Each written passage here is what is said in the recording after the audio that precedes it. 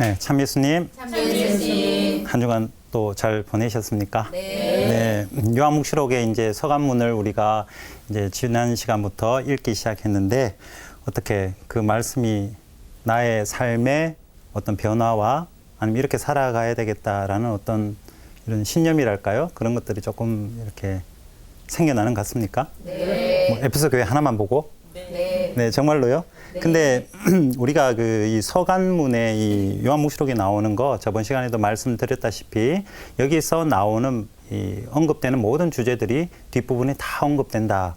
그래서 여기서 지금 서간문을 꼼꼼히 잘 읽으셔야 됩니다. 거기서 제가 계속해서 이렇게 뽑아내어서 설명해 드리는 그 부분, 그것은 다 뒤에서 다시 반복되기 때문에 그 제가 설명드리는 부분을 머릿속에 다 잘 담아 두시고 2장, 3장만 잘 읽으시면 요한복음 전체를 다 봤다고 생각해도 과언이 아닐 정도로 여기에 모든 주제들이 다 있습니다. 그리고 그 주제들이 동시에 우리의 삶에, 우리 신앙생활 안에 지금 우리 교회 안에서 어떤 모습으로 다시 새롭게 거듭날 수 있는가라는 그 문제도 우리 머릿속에 한번 이렇게 떠올려보고 생각해보고 그래서 우리가 일상의 삶을 살아가면서도 그 말씀, 그 메시지를 우리가 한번 계속 되뇌어보는 그런 어떤 우리 모습이 되었으면 좋겠어요. 오늘은 우리가 지난 시간에 에페소 교회에 이어서 스미르나 교회부터 시작해서 한번 읽어보도록 하겠습니다. 자, 2장 8절입니다. 그죠? 2장 8절에 스미르나 교회의 천사에게 써보내는 그 이야기에 대해서 한번 보도록 하겠습니다. 8절, 스미르나 교회의 천사에게 써보내라. 자, 우리 스미르나 교회가 어떤 교회인가? 에 대해서 우리가 이 단어, 이 교회의 이름을 가지고 한번 그 구체적 상황, 이 늘 어떻게 보면 에페소 교회도 그랬고 스미르나 교회도 그렇고 앞으로 페르가몬, 뭐 티아티라 이런 교회들의 구체적 상황에 대해서 우리가 잠시 몇 가지만 딱 언급을 하고 들어가야 이런 상황이었기 때문에 이런 표현이 나왔구나라는 것을 우리가 이해할 수 있습니다. 자, 스미르나 교회는 어떤 상황이었는가? 이 교회는 이 스미르나라는 도시에 대해서 먼저 한번 보자면 600년경, 기원전 600년경 기원전 600년경 그러면 언제겠습니까? 우리 이스라엘 역사 안에서 기원전 587년에 뭐가 있었죠? 네, 바빌론 유배가 가죠. 아주 이렇게 이 막 남유다는 위에 북쪽 아시리아의 어떤 영향력, 바빌론의 어떤 이 침공 억압 속에 이렇게 그 영향력 안에 갇혀 있었던 어떤 아주 불안한 시기였습니다. 이때 스미르나 교회 이 이스라엘 한참 위쪽에 있는 이 도시는 패망하고 없어진 그런 도시였다. 자, 그런데 서기 1세기란 말은 어떤 의미에서 100년 이전쯤이겠죠. 요한묵시록 쓰여지기 어떤 좀 전 부분에 새롭게 활력을 되찾은 그런 항구 도시입니다. 자, 요한묵시록 저자가 이것을 이제 쓰면서 요한묵시록을 쓰면서 이제 스미르나 교회를 보면 어떻게 그 도시를 바라보면 어떻게 옛날에 없었는데 패망인데 다시금 뭔가 살아 움직이는 듯한 그런 어떤 도시로 보여지는 것이겠죠. 예, 그래서 이 죽음에서 새롭게 다시 이렇게 태어난 어떤 도시 모습. 그러니까 8절 거기에 우리 그 예수 그리스도 사람의 아들을 표현하는 매 각각 교회가 사람의 아들을 표현하는 데 있어서 어떻다고요? 다양한 모습으로 다르게 한 분 예수 그리스도를 사람의 아들을 다양한 모습을 표현한다 그랬습니다. 이 다양한 모습은 그냥 머리에 떠오르는 대로 생각나는 대로 저자가 적은 것이 아니라 그 교회의 구체적 상황과 연결되는 개념으로 표현하고 있다. 예, 그렇게 봤을 때 처음이며 마지막이고 죽었다가 살아난 이가 이렇게 말한다라고 2장 8절에 되어 있습니다. 그죠? 죽었다가 살아난 예수 그리스도는 뭡니까? 죽음과 부활이죠. 그죠? 죽음과 부활. 자, 그 스미르나라는 도시가 죽었다가 다시금 생명을 되찾은 항구 도시로 보여진다. 예수 그리스도의 죽음과 부활과 빗대어서 연결해서 표현하고 있다라는 점을 우리가 알았으면 좋겠습니다. 자, 그리고 이 스미르나 교회는 티베리우스 로마 황제 숭배, 이건 뭐 어느 교회나 다 마찬가지로 황제 숭배가 이미 그 지역에 소아시아 지역에 이렇게 강요되어 있는 도시마다 그런 어떤 뭐 이거는 보편적인 어떤 성격이죠. 로마 황제의 숭배가 강요된 도시고 동시에 이 지역에 보다 다른 도시와 약간 좀 특징적인 것이 유다인 공동체가 우리 디아스포라라는 거 있죠, 그죠? 디아스포라 각 도시마다 이 유다의 공동체가 있는데 이 공동체가 특별히 스미르나 교회에서는 그리스도인에 대한 반감, 박해가 아주 강했던 도시입니다. 그리스도인들을 못 살게 구는 거예요. 못 살게 구는 거예요. 우리가 요한묵시록 시대적 배경 이야기하면서 우리 유대인과 그리스도인의 갈등의 어떤 역사적 배경에 대해서 제가 말씀드렸죠, 그죠? 또 생각나십니까? 뭐 강조가 하도 이렇게 지나고 보니까 뭐 이렇게 우리가 지워질 수 있어요. 뭐 순간순간 제가 다시금 이렇게 떠올려 드릴 테니까 유다인과 그리스도인의 반감이 있다. 특히 얌야 종교회의에서 어떻게 합니까? 유다인들이 그리스도교를 완전히 이단 취급하고 그전에는 얘들이 이렇게 하느님을 믿는다 그러는데 뭐 예수님을 하느님이라고 그러고 긴가민가하는 상황인데 확실하게 공식적으로 딱 단절을 유다인들이 했던 그 사건이 얌야 종교회의라는 거죠. 거기서 뭐까지 만들어냈냐면 그리스도인들을 위한 저주 기도문까지 만들어낸. 쟤들은 사탄이고 이단이니까. 그런 식으로 갈라진데 이 스미르나 교회가 그 영향을 그대로 받아서 그리스도인들을 이단이니까요. 나쁜 사람이라고 생각하니까 유다 공동체 입장에서 그런 박해가 아주 성행했던 그러한 도시가 바로 스미르나였다라는 것입니다. 그래서 9절에 보면 유다인이라고 자처하는 자들의 중상을 받는 것을 나도 안다. 그래서 유다인이 아니라 사탄의 무리라고 표현까지 합니다. 이거는 이 사람의 아들 예수 그리스도의 입을 빌려서 이 요한묵시록 저자가 바라보는 그 유다 공동체를 오히려 유다 공동체를 사탄의 무리로 이렇게 얼마나 적대적인 관점이 있는가. 우리가 요한계문헌, 특별히 요한복음을 보면요. 이 다른 복음서에 보면, 공간복음에 보면 바리사이들, 뭐 율법학자들, 가끔씩 유다인들 이렇게 나오는데 요한복음에 보면 유다인이라는 통칭을 해서 자주 등장합니다. 또 유다인들의 통칭을 하는데 예수님과 늘 제자들과 대립각을 세우는 되게 반감을 가진 모습. 왜? 요한계 문헌이 쏟아져 나오는 그 어떤 시대적 배경이 그리스도인과 얌야 종교회가 언제 90년이거든요. 그 어떤 이후에 그 어떤 대립각이 그만큼 심했다는 것이죠. 그런 것들이 요한계 문헌의 어떤 특징으로 그렇게 묘사가 되고 있습니다. 자, 그래서 다시 한번 우리가 그 8절을 보면요. 처음이며 마지막이고 죽었다가 살아난 이가 바로 예수 그리스도 죽음에서 이겨내시고 첫 번째로 죽은 이들로부터 첫 번째로 다시 태어나신 그분. 1장 4절부터 우리가 예수 그리스도 첫 시간에 우리 요한묵시록 강좌 첫 부분에 여기서 요한묵시록이 말하고자 하는 게 뭐냐? 궁극적으로 결국에는 부활하신 예수 그리스도를 다시 한번 표현해내는 것이다. 부활하신 그리스도에 대한 묘사, 묵시문학적인 묘사가 요한묵시록이다라고 했습니다. 제일 중요한 거. 그래서 요한묵시록은 예수 그리스도의 계시. 뭐 어떤 예수 그리스도? 부활하신 예수 그리스도의 계시. 죽었다가 생명을 찾으니 그리스도의 죽음과 부활의 의미입니다. 자, 여기서 이제 부활하신 예수님 중요하잖아요. 그죠? 부활하신 예수님. 그 개념이 요한묵시록에 가장 중요합니다. 근데 제가 저번 시간에도 말씀드렸는데 우리 그 대구교 10주년 우리 신부님들, 우리 동기 신부님들하고 이스라엘 여행 가면서 그 중에 또 하나 그 성지순례 하면서 느낀 게 있어요. 제일 중요한 거. 성지순례, 그 이스라엘 성지순례에서 제일 마지막에 보통 놓는 데가 어디냐? 예수 그리스도의 무덤 경당. 그걸 왜? 최고 중요한 것 같으니까. 십자가 길에서 쭉 올라가서, 그죠? 그 올라가서 그 예수님께서 묻히셨다고 전해져 내려오는, 거기가 역사적으로 확실하다라고는 우리가 아무도 말할 사람이 없습니다. 다만 예수님 죽음을 기념하고 그분이 돌아가심을 함께 이렇게 묵상할 수 있는 그런 경당이 거기 있는데, 골고타 언덕이라고 하는 거기 있습니다.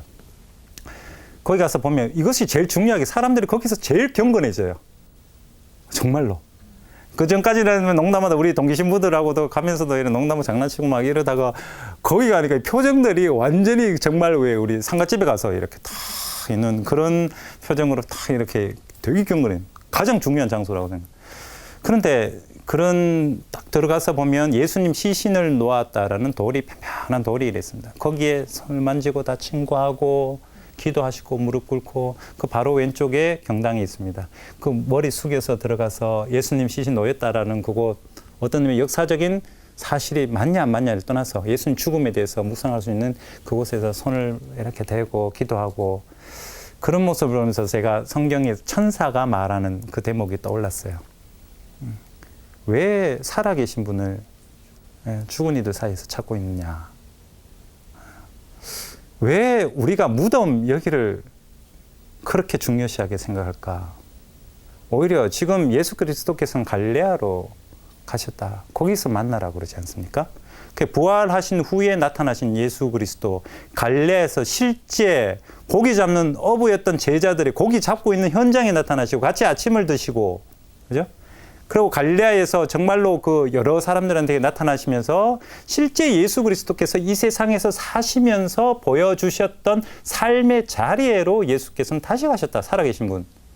그 살아계신 분을 만나야 되는 것이 우리 신앙의 궁극적 목표 아닙니까? 아이고, 여기서 돌아가셨구나. 이래 죽었구나. 어디서 어떻게 돌아가요? 어디서 사행선고를 받았는가? 계속 어떻게 보면 성지순례의 어떤 분위기가 이 프로그램이 이 죽음의 어떤 그런 장소로 자꾸 이렇게 중점을 놓는 것 같아서 살짝이 제가 여행하면서 성지순례하면서 좀 제 개인적인 묵상은 살아계신 오히려 갈레아에서 더 큰 비중을, 거기서 도대체 예수 그리스도께서 무엇을 말씀하셨고 어떤 상황에서 어떻게 가파르나움에서 그 무엇을 말씀하셨는가, 이런 것들에 대해서 더 초점을 맞춰졌으면 하는 개인적인 어떤 생각을 했습니다. 이 요한묵시록을 읽으면서도 마찬가지입니다. 고통, 어려움, 저 미래에 어떠한 펼쳐질 어떤 위험한 것, 무서운 것, 이런 것에 초점 맞추지 마시고 부활하신 예수 그리스도를 어떻게 표현하고 있는가, 이분을 어떻게 따라갈 것인가, 내 삶 안에서 내 신앙생활에서 부활하신 분을 어떻게 맞아들일 것인가, 거기에 대한 지침이 되고 그런 교과서가 되는 것이 요한묵시록이라는 것입니다. 그래서 이런 요한묵시록 강좌를 하면서 가끔씩 저한테 지금 편지가 오는데, 어떤 형제님이 편지가 한 통 왔는데 조금 당황스러웠는데, 제가 계속 이 현실에 부활하신 살아계신 예수 그리스도, 그분을 어떻게 우리 삶에서 이렇게 증거해야 되는 것가 요한묵시록의 어떤 구체적인 어떤 목표다, 그 저술한 의도다라고 말씀드렸는데, 요한묵시록에 나타나는 그러한 마치 미래에 일어날 것 같은 사건들, 종말에 이렇게 펼쳐진 그 요한묵시록에 쓰여져 있는데, 왜 신부님은 현재만 이야기하고 왜 미래에 펼쳐질 그런 사건은 왜 그 사실 아닙니까? 성경에 그렇게 쓰여져 있는데 라고 말합니다. 그러면서 이제 질문이, 아담은 언제적 인물입니까? 뭐 이런 식으로 설명이 나옵니다. 그 편지글을 받으면 참 마음이 좀 답답한 그런 느낌을 받았습니다. 왜? 우리가 기록된 성경 말씀과, 과거겠죠. 기록된 성경 말씀은 역사적 사건의 설명이 아니다라는 것을 조금 이해하셨으면 좋겠어요. 여기에 요한묵시록에 쓰여진 기록된 말씀들은 실제 벌어진 혹은 벌어질 사건에 대해서 기술한 것이 아니라, 지금 부활하신 예수 그리스도를 내가 어떻게 모실 수 있을까, 받아들일 수 있을까를 상징적으로, 표징적으로, 어떤 의미에서 비유적으로 표현해내기 위한 문학적인 어떤 그 표현 방법이지, 이것이 역사적 사실만으로 이해하시면 절대 안 된다. 그렇게 이해를 해버리면 어떤 또 잘못된 어떤 그 결과를 도출하게 되냐면, 글자 그대로 성경을 읽어버리면, 예컨대 여호수아기나 모든 구약 성경에 야훼 하느님께서 우리를 돌보셔서 우리에게 힘을 주셔서 다른 블레셋을 다 쳐 죽였다, 다른 민족을 다 쳐 죽였다, 정말 쳐 죽인 것처럼, 정말로 사람들 살인한 것처럼 그렇게 역사적 사건으로 믿어버리면, 우리 교회 어떤 분은 일본 쓰나미가 동남아의 인도네시아의 어떤 그런 쓰나미가 하느님 안 믿어서 그렇다, 그래서 벌 준 거다, 이런 식의 잘못된 해석을 해나가게 됩니다. 기록된 성경과 역사적 사실과 구별할 줄 아는 그런 기록을 왜 했겠습니까? 내 신앙을 이야기하기 위해서. 그 신앙 안에서 성령께서 이끌어 주셔서 성서 저자들이 성경을 쓰게 했지, 글자 그대로 고지고대로 받아들이는 것은 아니다. 그렇게 하면 안 된다. 그게 바로 근본주의적 성경 해석이다. 죽은 말씀으로 나아가는 것이다. 과거에 있었던 일인 것처럼 나아가서 지금 살아있는 말씀으로 내가 받아들일 수 없다. 마치 성지순례 가서 무덤만 붙들고 있는 그러한 모습과도 같은 거죠. 성경을 붙들고 있어요. 지금 살아계신 말씀으로 부활하신 분이라고 스미르나 교회에 예수 그리스도는 당신을 소개하고 있습니다. 지금 도시가 새롭게 일어나고 있는 가운데서 생명에 관련된 그런 모습으로 우리가 스미르나 교회를 바라봐야 되겠습니다. 그래서 마지막에 스미르나 교회 뒷부분에도 생명의 화관이라고 하는 단어가 나오거든요. 죽음의 화관이 아니라 생명의 화관입니다. 생명을 지향하게끔 하는 내용으로 스미르나 교회는 그 내용을 지금 우리에게 알려주고 있다. 자, 그러면 9절부터 2장 9절부터 천천히 한번 읽어보겠습니다. 나는 너의 환난과 궁핍을 안다. 그러나 너는 사실 부유하다. 자, 여기까지 이게 말이 됩니까 이게? 궁핍이 뭡니까? 가난, 부족함, 그죠? 근데 너는 부유하다. 이게 지금 이 개념이 두 개가 이게 지금 부딪히잖아요. 예, 이거 어떻게 이해할까요, 이거? 뭐 어떻게 이해할까요? 우리 시청자분들께서도 이 개념을 어떻게 이해할까요? 장난하는 것도 아니고. 자, 그러면 우리가 그 사도 바울의 고린도 후서의 말씀을 제가 한번 읽어보겠습니다. 여기도 같은 논조가 이야기되는데, 슬퍼하는 자같이 보이지만 실은 늘 기뻐합니다. 이거 좀 웃음이 났었는데, 사람이 보기에 슬퍼하는 자 같은데 실은 늘 기뻐합니다. 그러니까 갑자기 머릿속에 떠오르니까 조울증 뭐 이런 게 떠올랐는데, 슬픈데 어떻게 기뻐하는가. 예, 그 다음에 가난한 자같이 보이지만 실은 많은 사람을 부유하게 합니다. 네. 아무것도 가지지 않은 자같이 보이지만 실은 모든 것을 소유하고 있습니다. 자, 마지막 문장에서 아무것도 가진 것 같지 않지만은 실은 모든 것을 소유하고 있습니다. 이 개념을 우리가 어떻게 받아들일 수 있는가? 나 아무것도 없어요. 근데 정말 자유로운 어떤 사람들을 한번 떠올려 보십시오, 머릿속에. 딱 떠오르는 분 혹시 계십니까? 마더 데레사 스님, 또 혹은 뭐 우리 이 한국 사회에 한번 싹 크게 한번 휩쓸었던 우리 예, 이태석 신부님도 마찬가지지만은, 예, 추경님, 예, 돌아가신 김선 추경님, 그리고 또 누구 있겠어요? 우리 종교만 보지 말고 좀 넓게 한번 볼까요? 예, 무소유, 예, 무소유 개념도 들어오고, 하여튼 그런 분들을 우리가 다 떠올리다 보면 가난하게 보입니까? 예, 지금 우리가 가난하지 않다라는 건, 가난과 부유의 개념을 상치된다는 개념을 가질 때는 물질적인 개념을 가졌기 때문이죠. 여기서 우리가 분명히 제가 몇 번 말씀드렸던 것이, 요한 묵시록의 관점은 영성적인 관점으로 이끌어간다고 그랬어요.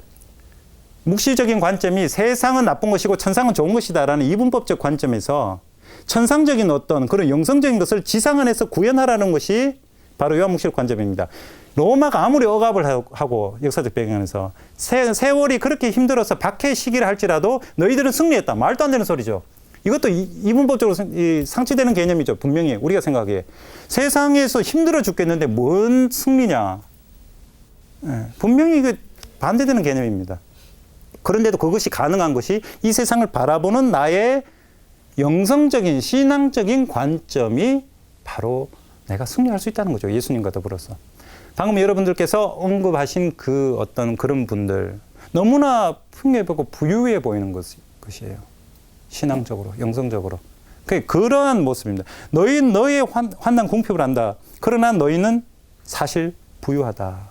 환난 궁핍, 가난하고 어렵고 힘들어요. 예, 박해 시절이고 스미르나 교회에서 아까 특징이 뭐라고 그랬습니까? 예, 유다 공동체가 계속해서 박해를 하고 있고, 또 황제 숭배는 당연히 우리가 또 강요받는 곳이고, 그러한 곳에서 어려워요.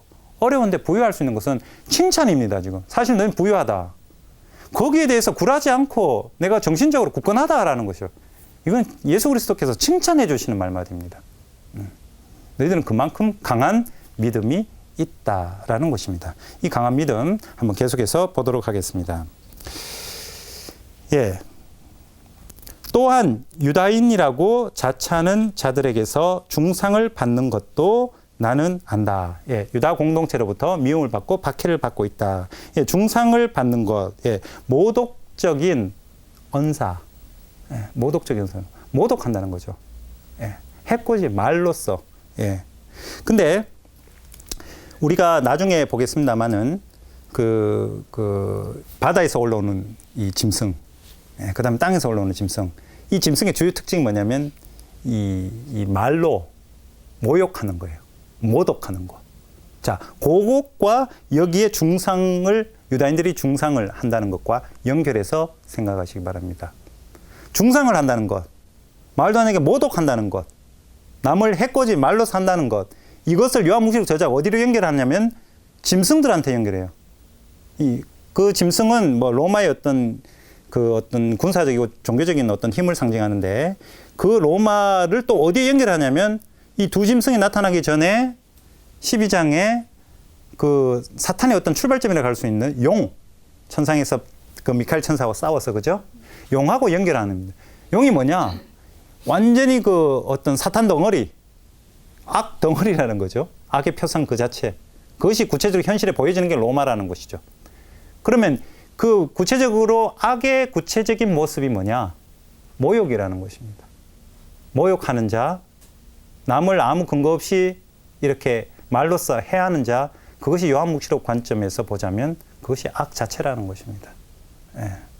우리가 저번 시간 제가 말씀드렸던 것 중에 하나가 우리 죄라는 것, 하느님과 갈라놓는 그 원죄라는 것, 그 출발점 자체도 거짓된 왜곡, 잘못된 것을 말로서 다르게 표현하는 것, 거기서부터 출발한다고 했습니다.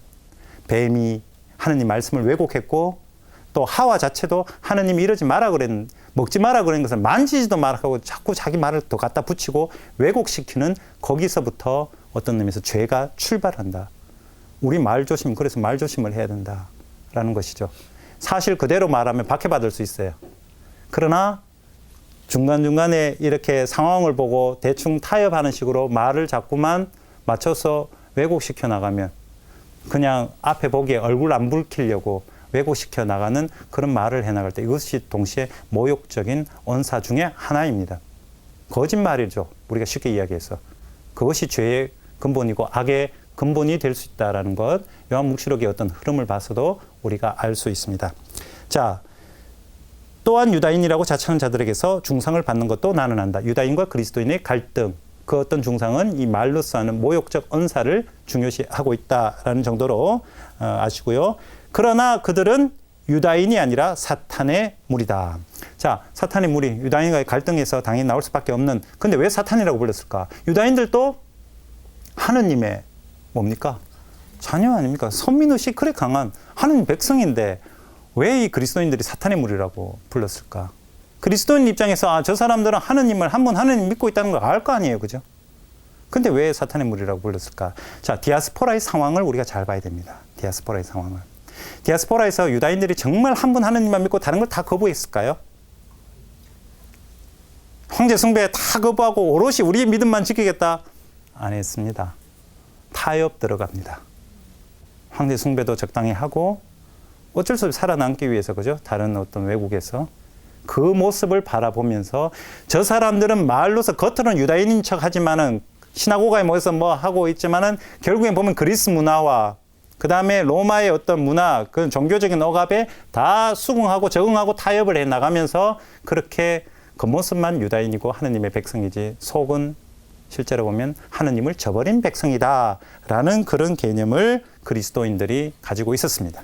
그래서 당시 유다인들은 스미르나 지역 안에서, 도시 안에서 이 문화적 융화, 타협을 함으로써 그리스도인들이 사탄이다, 진정한 하느님 백성이 아니다. 그렇다면 진정한 하느님 백성은 누구겠습니까?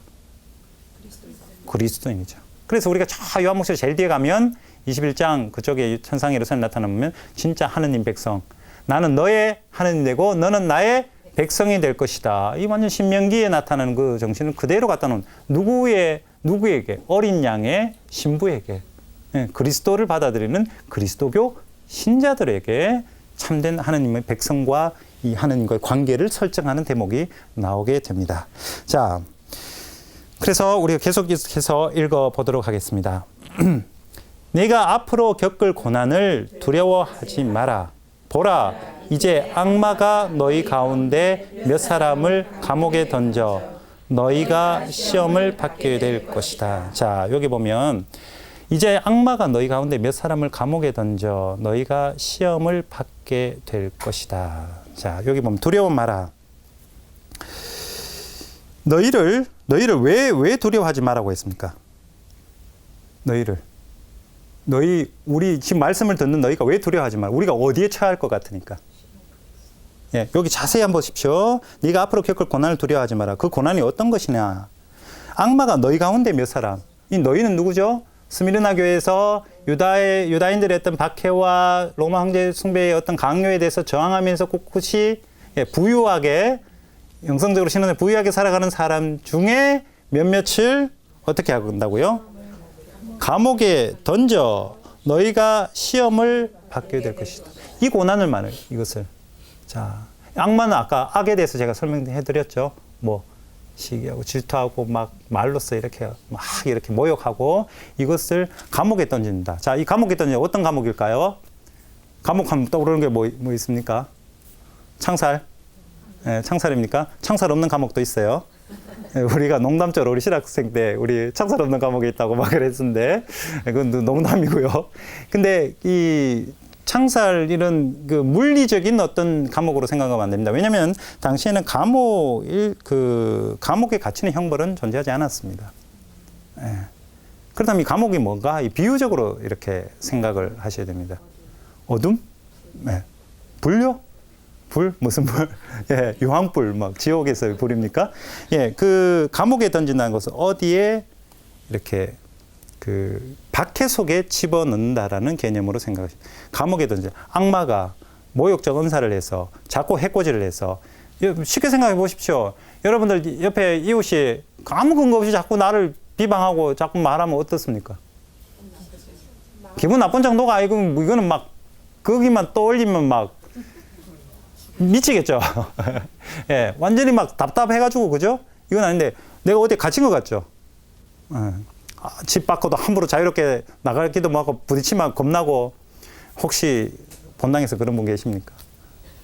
빨리 화해하시고 예 그러니까 그게 왜 감옥에서 풀어주는 거 그 성서에 구원받았다 구원이라는 거 있죠. 그 동사가 보면 풀려나게 하다 풀어지다 자유롭게 되다 그런 게 구원이라는 단어와 연결되어 있습니다. 그래서 이 모욕적 언사가 사람을 어떻게 하냐면 그런 악한 모습이 어떻게 되면 사람을 상대편을 가둬놓는 그런 모습이 되게 영성적인 어떤 차원에서 지금 이 편지 서간문이 쓰여지고 있습니다.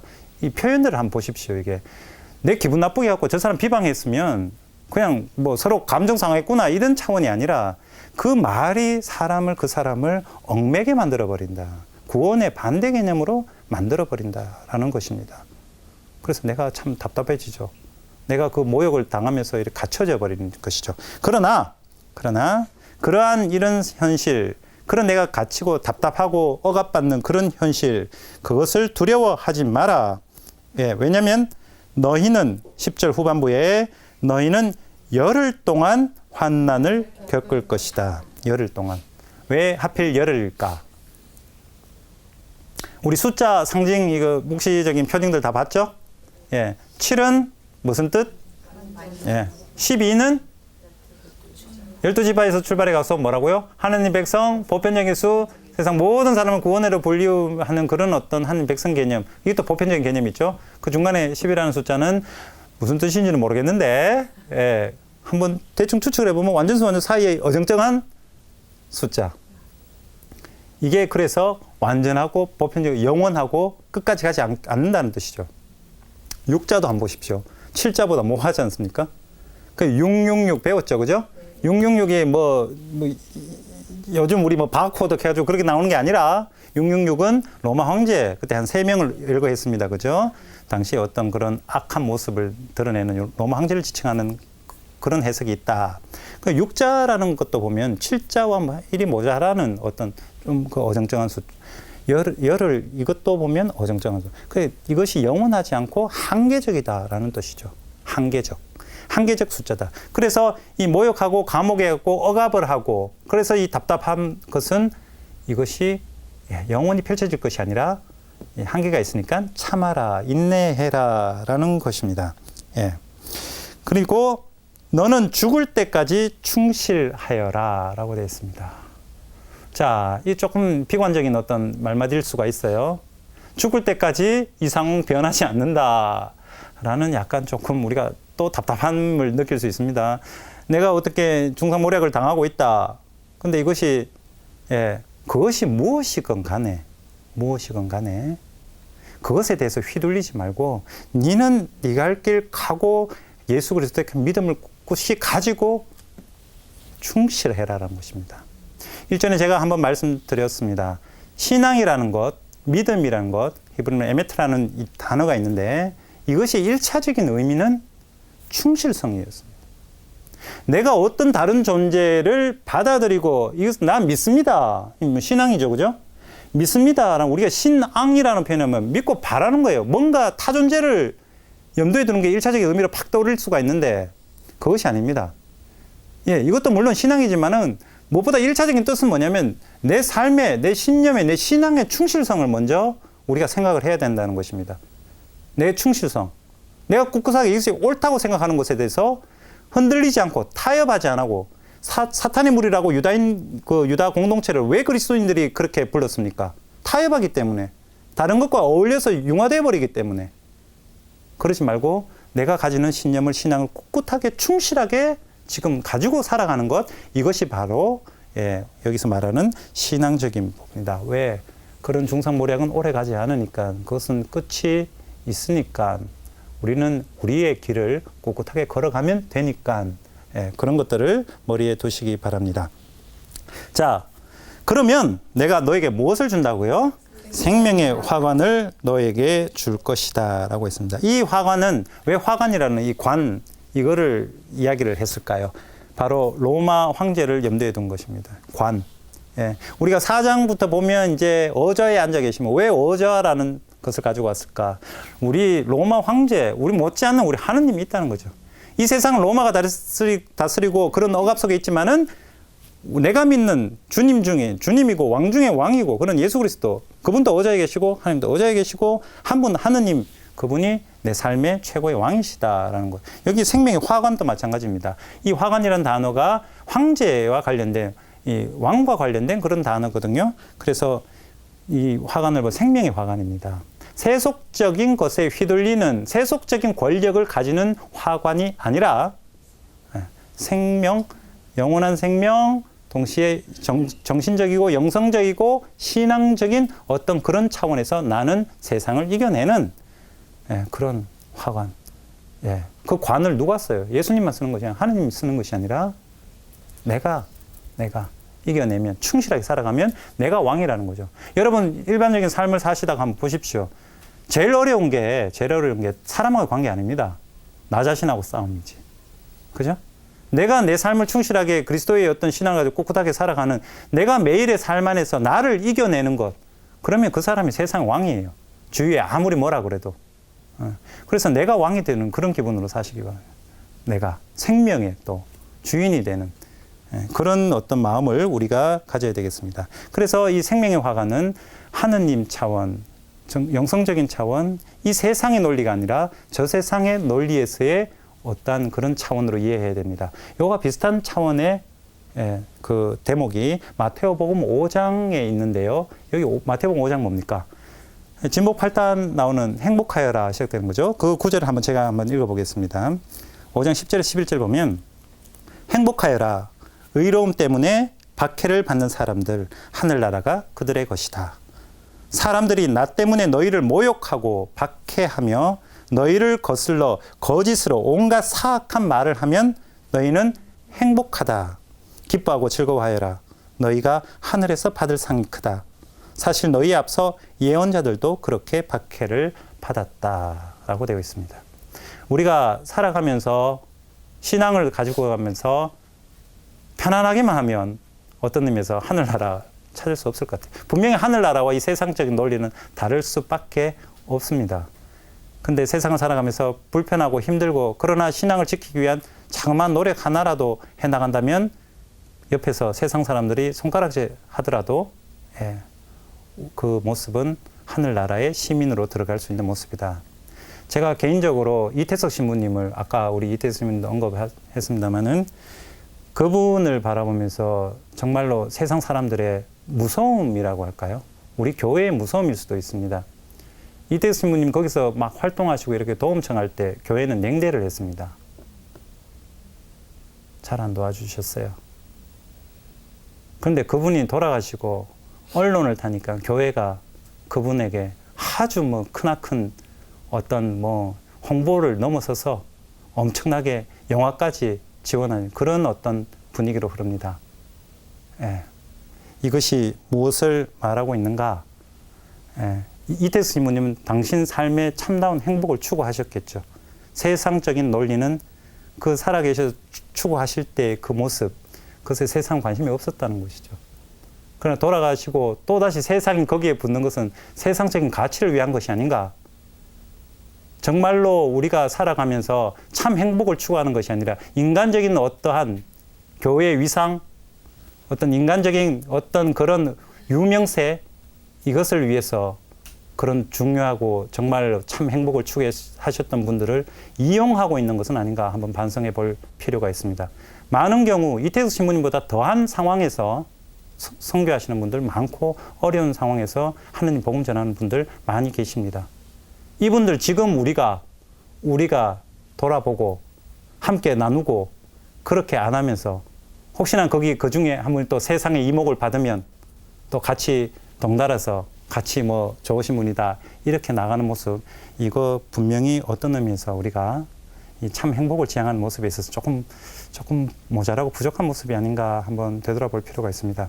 지금 여러분들이 그래서 세상 사람들이 손가락질하고 세상 사람들이 아니다, 세상의 논리를 거슬러서 살아가는 그러한 분들, 그러한 교회의 모습에 한번 주목해 보십시오. 예, 그러한 모습에 우리 교회에 참나온 자리가 있습니다. 이것을 우리가 어떻게 표현할 수 있냐면 사회교리라고 표현할 수 있겠죠.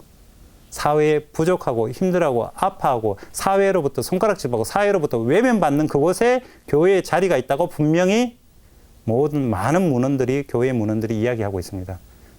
그래서 본당이든 모든 신앙적인 활동이든 어디에 초점을 맞춰야 되는가? 우리끼리 좋은 활동하고 우리끼리 좋은 잔치 벌리고 행사 벌리는 것이 아니라 기본적으로 우리 신앙 공동체가 해야 할 일은 사회에서 부족하고 힘들어하는 곳에 우리의 어떤 신앙적 가치를 실현하는 그런 노력이 먼저 선행되어야 되지 않는가. 예. 우리 한국 사회에 요즘 많은 일들이 벌어지고 있죠. 많은 다툼들이 있죠. 많은 사회적 갈등이 있습니다. 예. 쌍용자동차부터 유성기업, 한진중공업, 그리고 우리 명동재개발, 많은 일들이 있습니다. 여러분 각자가 나름 판단을 다 하실 것입니다. 거기에 세상 사람들은 손가락질하고 외면하는 곳입니다. 어떤 의미에서? 세상적 논리로 혹은 돈의 논리로.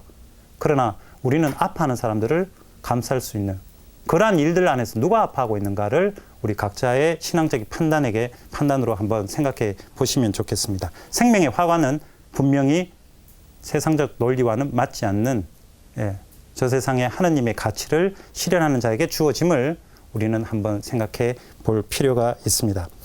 자, 그 다음에 11절에 귀 있는 사람은 성령께서 여러 교회 하시는 말씀을 들어라 라고 되어 있습니다. 이 말마디는 우리가 다 알죠, 그죠?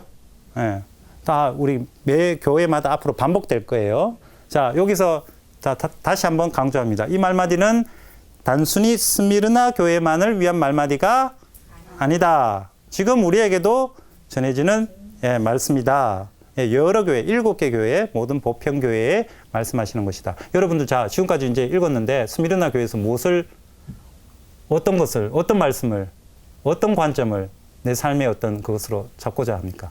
어떤 것? 제일 중요한 것. 처음에 스미르나 교회의 제일 중요한 포인트가 처음에 시작하면서 제가 뭐라 그랬습니까? 이 도시가 어떤 도시였다고요? 죽었다가 생명을 되찾는 도시.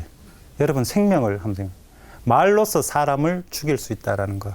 여기서 우리 사탄의 무리 중상모략하는 거 그죠? 모욕 전사 거기에 대해서 제가 좀 강조를 많이 했습니다.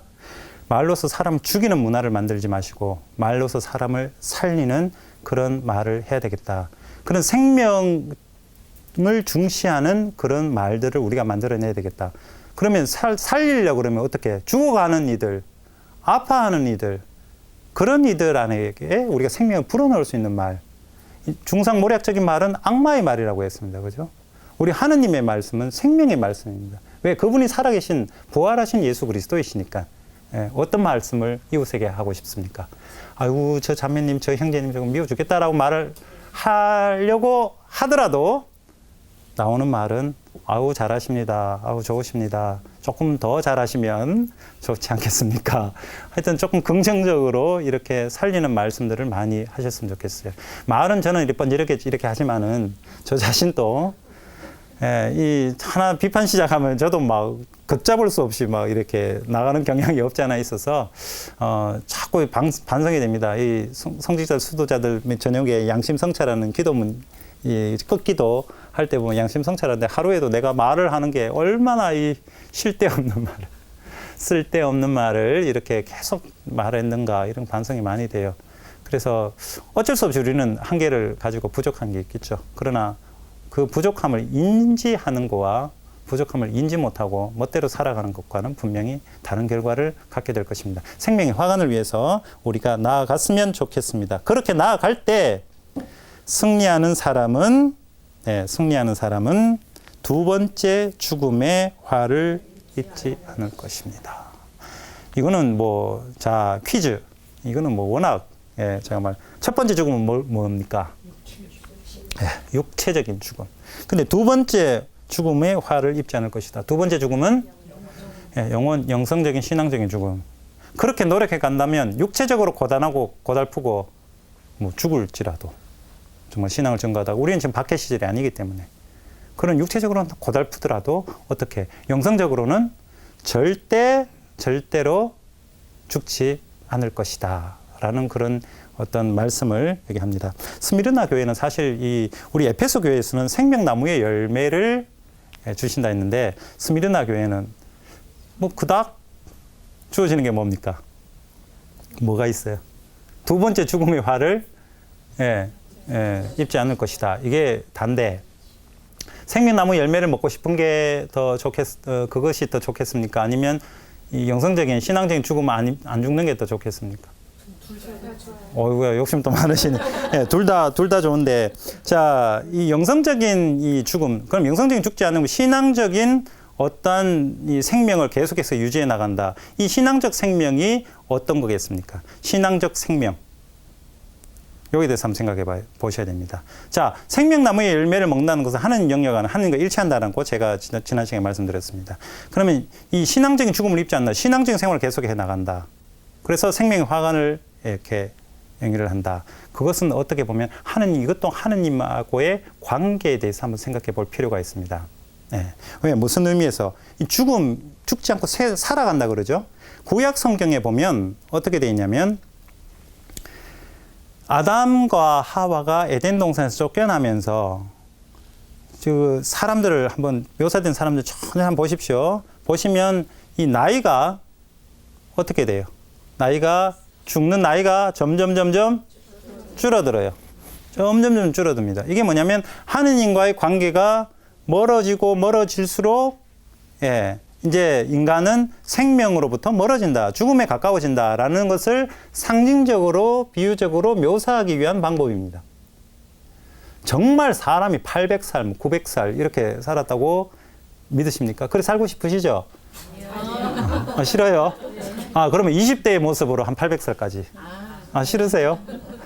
나중에 한번 우리 돌아가신다 표현 좀 그렇습니다만은 그때 한번 제가 다시 한번 여쭤보겠습니다. 돌아가시고 싶으세요? 그러면 하여튼 그런 어떤 사람이 그렇게 살 수는 없겠죠. 예수님 당시 평균 수명이 30세, 20세 후반 30세 정도. 33살이면 아주 오래 사신 거예요. 그런 어떠한 이 나이의 어떤 묘사들 그것이 생명으로부터 점점 멀어진다. 두 번째 죽음을 입지 않을 것이다. 하느님과의 관계가 계속 유지된다. 그럼 생명을 영원히 누리게 된다. 영원한 생명, 인간적인 육체적인 생명이 아니라 신앙적인 영성적인 생명이 계속 연장이 된다. 여기는 그래서 뭐가 있냐면 죽음 자체가 없어진다라는 표현을 나중에 21장, 22장 가서 천상 예루살렘에 12달이 다 사시사철 이렇게 잎이 열매가 있고 10이라는 숫자 뭐라고요? 보편적으로 영원하고 그죠? 완전하고 이러한 개념이 있는. 그래서 생명이 영원히 있다. 이러한 개념을 딱 가지고 있다면 이것을 믿어드린다면 육체의 나이, 육체의 죽음, 육체의 어려움, 세상적인 어려움, 고통 상대적으로 지나가고 이 모든 것이 어떻게 보이겠어요? 별로 그것이 중요한 것이 아니겠죠. 예, 별로 중요한 것들이 아니에요. 다 지나가면 이 상대적인 것이고 실제 중요한 것은 나는 영원한 생명을 지금부터 여러분 시작하셔야 됩니다. 꼭 우리가 이런 영원한 생명 이야기하면 저 세상에 얻을 선물로 생각하시는데 그것이 아닙니다. 스미르나 교회에서 마찬가지로 생명의 화관을 이렇게 받는 사람은 지금 삶을 충실히 살아가는 사람들. 예. 그래서 우리가 고통 있고 어려움이 있으면 빨리 영원한 생명 좀 주십시오 라고 기대게 되고 부탁하게 되고 빌게 됩니다. 근데 그 전에 우리가 까먹고 있는 것이 뭐냐? 내 삶을 나는 어떻게 지금 살아가고 있는가를 까먹고 있는 거예요. 예. 죽을 각오하고 한번 열심히 살아보라는 것이죠. 그렇게 열심히 살아갔을 때 우리가 얻을 수 있는 것이 영원한 생명이라는 것입니다. 예. 거저 얻는 거 절대 아닙니다. 그래서 요한복음록 끝에 가서 네가 한 행실대로 난 너에게 보상을 하겠다. 심판을 하든 보상을 한다는 것입니다. 마태오복음 관점도 네가 한 행동대로 행실 그 일대로 내가 심판하겠다라고 말씀하십니다. 우리는 무슨 일을 하고 있습니까? 지금 어떤 일을 하고 있습니까?